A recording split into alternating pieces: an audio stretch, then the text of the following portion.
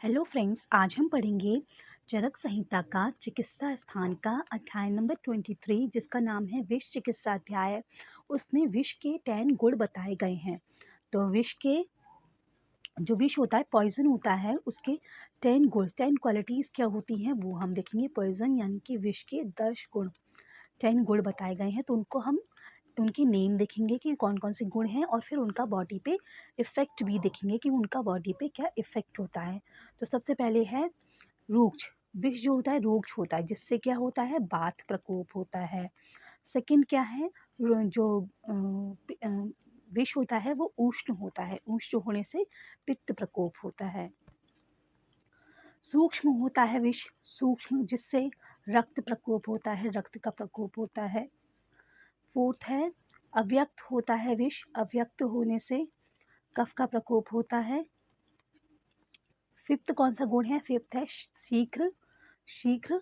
और सिक्स्थ है विवाही। इन दोनों से क्या इफेक्ट होता है, इन दोनों से संपूर्ण शरीर में व्याप्त हो जाता है। विवाही है, इन दोनों गुण से संपूर्ण शरीर में व्याप्त हो जाता है, संपूर्ण शरीर में व्याप्त यानी कि फैल जाता है शीघ्र और विवाही गुण होने से। सेवेंथ गुण क्या है, सेवेंथ है तीक्ष्ण। तीक्ष्ण गुण होने से क्या करता है, मर्म धन है, मर्म यानी कि मर्म को नष्ट करता है जिससे मृत्यु हो जाती है। एट्थ गुण क्या है, एट्थ गुण है विकासी। विकासी गुण होने से प्राण धन है, यानी कि प्राणों का नाश करता है, यानी कि मृत्यु देता है, प्राण का नष्ट करता है विकासी गुण होने से।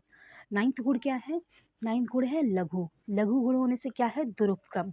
दुरुपक्रम का मतलब क्या होता है, दुरुपक्रम का मतलब होता है चिकित्सा में कठिन है, चिकित्सा करने में बहुत कठिन हो जाता है। लघु गुण होने से विष की चिकित्सा बहुत कठिन हो जाती है। लास्ट गुण क्या है, लास्ट गुण है विशद। विशद गुण से क्या होता है, विशद गुण से दोष गति एक स्थान पर स्थिर नहीं रहती है, दोषों की गति एक स्थान पर स्थिर नहीं रहती है, वो पूरे शरीर में विचरण करती रहती है, एक स्थान पर स्थिर नहीं रहती है।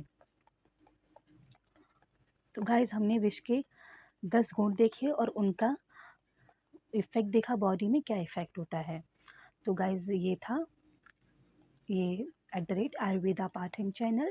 Do subscribe the channel, comment, hit the bell icon, like the video and do share and comment. Thank you guys. जय हिंद, जय भारत, जय आयुर्वेदा।